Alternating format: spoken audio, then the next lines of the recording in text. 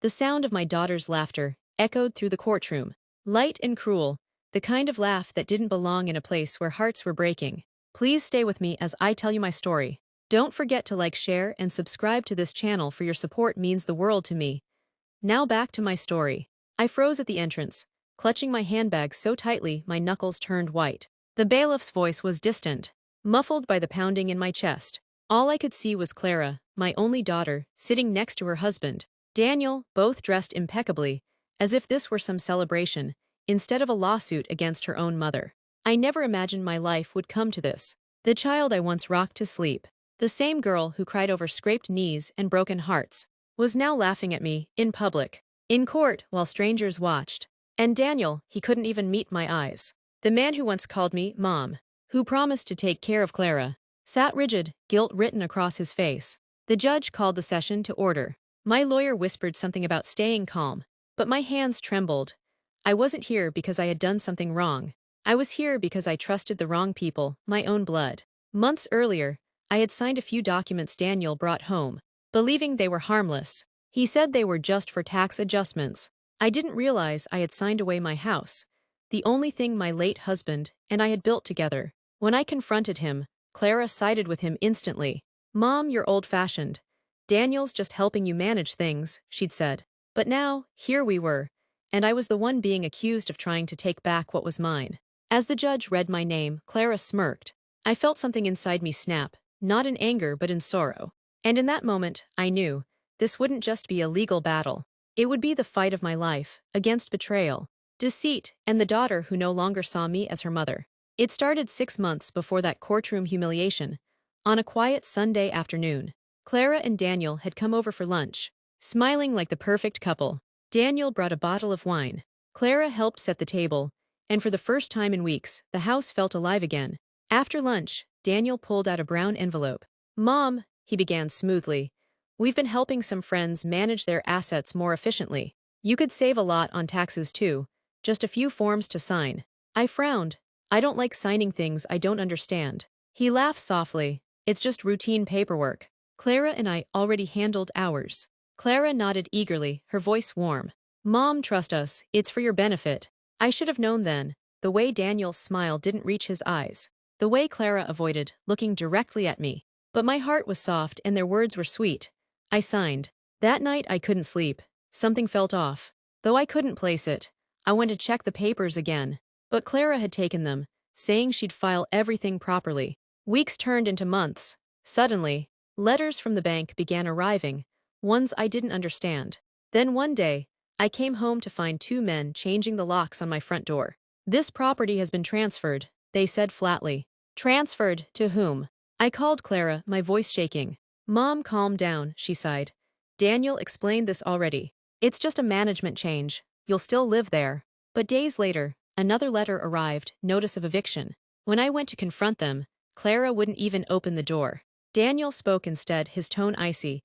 "You signed it, remember, it's all legal." I stood there on the porch, realizing that my home, the only place filled with my late husband's memories, had been taken by the people I loved most. That night, I made myself a promise. They might have taken my house, but they wouldn't take my dignity. It was 2 weeks after I contacted the lawyer when the phone rang. I was stirring soup in the kitchen when I heard the urgency in his voice. "Mrs. Warren," he said, "you need to come to my office right now. And bring someone you trust." My heart skipped. "Why, what's wrong?" He hesitated. "It's about your daughter and her husband. I can't discuss this over the phone." By the time I reached his office, my palms were damp with sweat. The lawyer, Mr. Crane, stood up as I entered, his expression grave. He closed the blinds before speaking. "Your daughter and son-in-law filed a power of attorney 6 months ago. According to these documents, you granted them control over all your assets, your house, savings, and pension." I froze. "That's impossible, I never." He slid the papers toward me. My own signature stared back. But the handwriting, it wasn't mine. My hands trembled. "This is a forgery." Mr. Crane nodded. "That's what I suspected. But proving it will be a long battle. They've already sold your home and transferred part of your savings into joint accounts under their names." I felt the room spin. My daughter, my own flesh and blood, had betrayed me. And Daniel, I had welcomed him into our family like a son. Mr. Crane continued, We can pursue charges for fraud and elder exploitation. But we'll need evidence. You'll need to stay calm and strong. Can you do that? I swallowed hard. I've lost everything but my strength. I'll use what's left of it. As I left his office, I passed by a family taking pictures in the lobby, a mother, a father, and their little girl laughing. My chest ached. That used to be us. But not anymore. When I got home, I sat in the empty living room of the small apartment I was renting and whispered to myself, if it's a war they want, it's a war they'll get. That evening, Mr. Crane called again. Mrs. Warren, he said quietly, you might want to brace yourself. There's something far worse. I need to show you in court. The courtroom buzzed with whispers as I took my seat behind my lawyer. My daughter Vanessa sat beside her husband, Daniel, both dressed sharply. Pretending innocence, she avoided my eyes. But Daniel smirked like he'd already won. The judge entered, and the trial began. Mr. Crane rose and presented the forged documents. Your Honor, he said, my client never signed these papers. Handwriting experts confirm her signature was copied and traced. Vanessa's attorney objected, but the judge waved him off. Proceed. Then came the evidence that froze everyone. Mr. Crane clicked a remote, and a video appeared on the screen. Security footage from a bank. It showed Daniel handing an envelope to a notary, whispering instructions. A few seconds later, Vanessa entered, glancing nervously around before signing a paper, my paper. The courtroom gasped. Vanessa's face turned pale. That's. Your Honor, Mr. Crane interrupted. We also have financial records showing multiple withdrawals from Mrs. Warren's account, all authorized under this forged power of attorney. The judge leaned forward. Mrs. Vanessa Blake and Mr. Daniel Blake, you are hereby charged with financial fraud and identity falsification, pending full investigation. I couldn't breathe. My daughter began to cry, her tears falling fast, but Daniel just clenched his jaw, furious that he'd been caught. When the judge adjourned, Vanessa finally looked at me, her eyes full of regret, fear, and shame. Mom, she whispered, I didn't mean for it to go this far. I stood slowly, my voice trembling but firm. You meant every lie until you were caught. And as I walked out of that courtroom, I realized, sometimes the worst betrayals don't come from strangers. They come from the ones you once would have given your life for. I sat alone in my car outside the courthouse, gripping the steering wheel so tightly my knuckles turned white. The air felt heavy, thick with disbelief. How had it come to this, my own daughter, handcuffed and crying in front of me? A knock on my window startled me. It was Vanessa, escorted by a police officer. Please, she whispered, can I speak to her just a moment? The officer hesitated, then nodded. Vanessa leaned into the window, her face streaked with tears and mascara. Mom, I swear I didn't want to hurt you. She began, her voice trembling. Daniel said we were just moving money around, that it was for your protection. Protection, I spat, disbelief burning in my chest. From what, Vanessa? From my own bank account. She shook her head desperately. He said you were getting old, that people could scam you. He wanted control before something happened to you. I thought, her voice broke, I thought he loved me. Mom, but he used me. The moment I signed those papers, he took everything, the money, the house, even my dignity. Her words hit like a knife. And you went along with it, I whispered. She nodded, sobbing. I was scared of losing him. He said if I didn't help, he'd leave and tell everyone you'd gone senile. My heart ached. The daughter I'd raised to be strong had become a prisoner of manipulation and fear. The officer gently pulled her back. Time's up. As they led her away, she called out, Mom, please forgive me. I turned away, tears blurring my vision.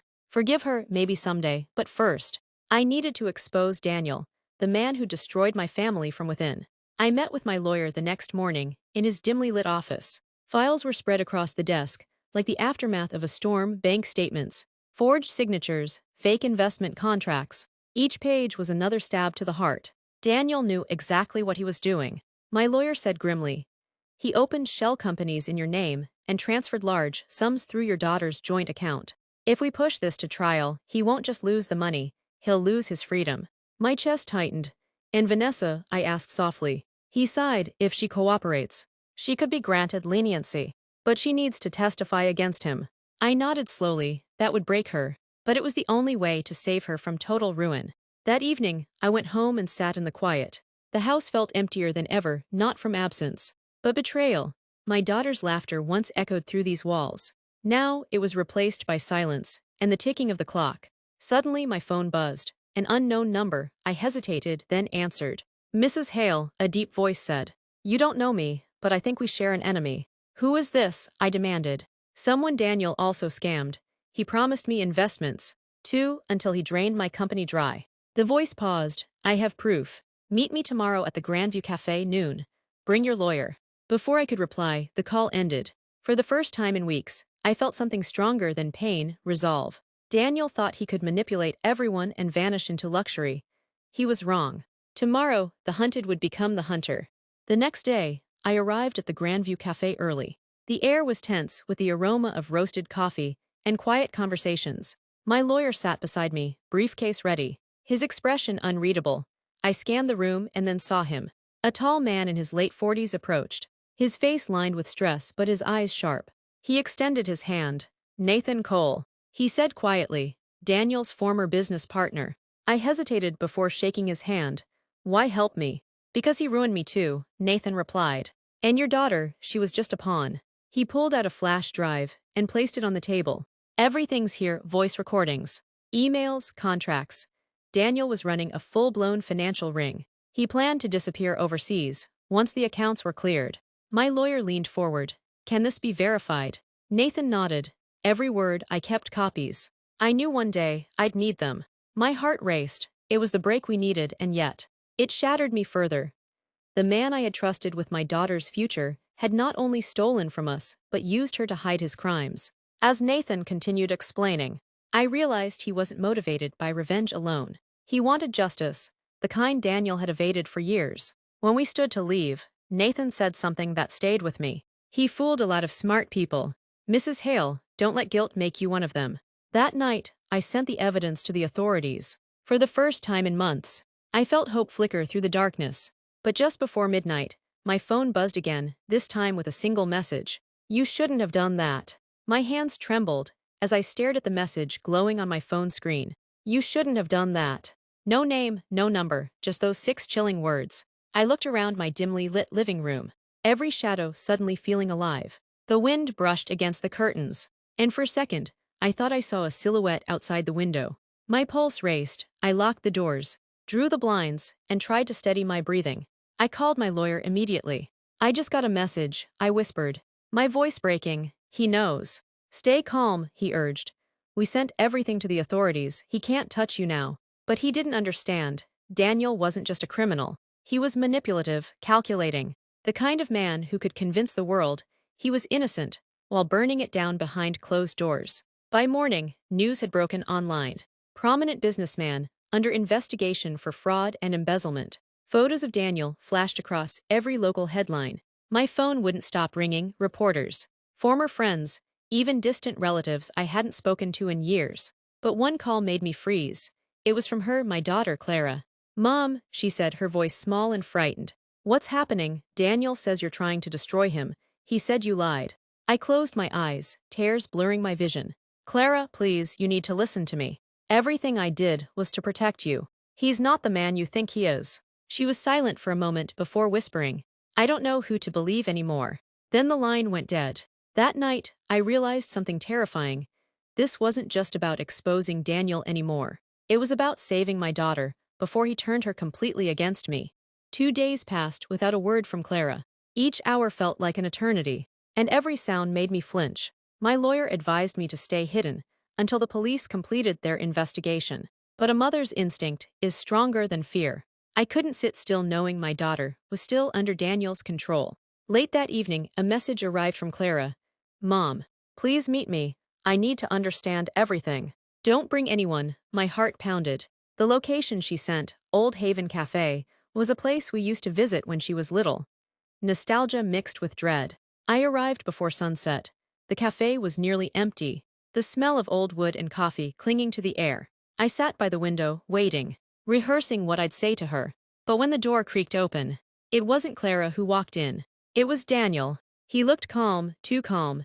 His smile was the kind that chilled me to my core. You really thought you could outsmart me, he said softly, sliding into the seat across from me. You've always been too sentimental. Where's Clara? I demanded. She's fine for now, he said, his tone casual. But you're going to call your lawyer. You're going to tell him it was all a misunderstanding, that you were mistaken. I could feel my pulse in my throat. And if I don't? He leaned closer. then you'll never see your daughter again." Before I could respond, a quiet click echoed from behind us. A man in plain clothes stood near the door, a small camera blinking from his jacket pocket. Daniel's smirk faltered. My lawyer stepped forward, followed by two officers. "Actually," he said, "you just confessed on record." Daniel's face turned pale. For the first time, he looked afraid. The courtroom was silent, the kind of silence that presses against your chest and steals your breath. Daniel sat at the defense table, his expression unreadable. Clara sat behind me, her hands trembling in her lap. I could feel her eyes on me, searching for strength she wasn't sure I still had. The judge entered, papers rustled. My lawyer rose first. He presented every message, every forged document, every recording, including Daniel's confession from that night at the cafe. The video played on the screen for everyone to see. Daniel's voice echoed through the courtroom. "You've always been too sentimental." Gasps rippled through the audience. Clara's face went white. She turned slowly toward Daniel, tears brimming in her eyes. "You used me," she whispered, barely audible. Daniel's mask cracked. "Clara, you don't understand." "Enough," the judge snapped. "You've manipulated, defrauded, and endangered lives. The evidence is overwhelming." When the gavel struck, the sound felt final, sharp, and freeing all at once. Daniel was sentenced to years behind bars. I should have felt victorious, but what I really felt was tired. After the verdict, Clara approached me outside the courthouse. Her voice was small, trembling. "Mom, I'm sorry, I believed him. I doubted you when you were just trying to protect me." Tears slipped down my face before I could stop them. "You were in love," I said softly. "Love makes fools of us all. But what matters is that you're safe now." She hugged me then, truly hugged me, and for the first time in years, I felt my daughter again. As we walked away from the courthouse, the afternoon light broke through the clouds. I realized that sometimes, justice isn't about revenge, it's about finally being heard. It's been 2 years since that day in court. 2 years since I watched the man who shattered my daughter's life and nearly destroyed mine, led away in handcuffs. The pain didn't fade overnight. Healing never does, but slowly. Clara and I found our way back to each other. We started small, morning walks, quiet dinners, long talks that often ended in tears and laughter. Every word we shared was a stitch repairing something Daniel had torn apart. Clara went back to school, finished her degree, and began volunteering at a legal aid center for women in abusive or manipulative relationships. She told me once, "Mom, if even one woman believes her instincts because of what we went through, then it wasn't all for nothing." As for me, I sold the old house. Too many memories lingered in those walls, echoes of arguments, silence, and suspicion. I moved to a small cottage near the sea, where the air smells like salt and new beginnings. Some days I still catch myself flinching when the phone rings, remembering the lawyer's words, "Call me immediately." But now, calls mean good things, Clara checking in, friends inviting me for coffee, or neighbors dropping by with homemade pie. Last month, Clara brought someone to meet me, a kind-eyed man named Michael who treats her with gentleness I once thought she'd never find again. Watching them laugh on my porch, I realized that the best justice isn't found in a courtroom. It's found in peace, in knowing that what was broken can still be rebuilt. As the sun sets beyond the water, I write the final line in my journal, a promise to myself. I won't live as a victim of the past, but as proof that even after betrayal, love and truth still win. Then I close the book, make tea, and smile. The scars remain, but they don't hurt anymore. They remind me of who I am, a mother who fought, a woman who endured, and a survivor who finally found peace.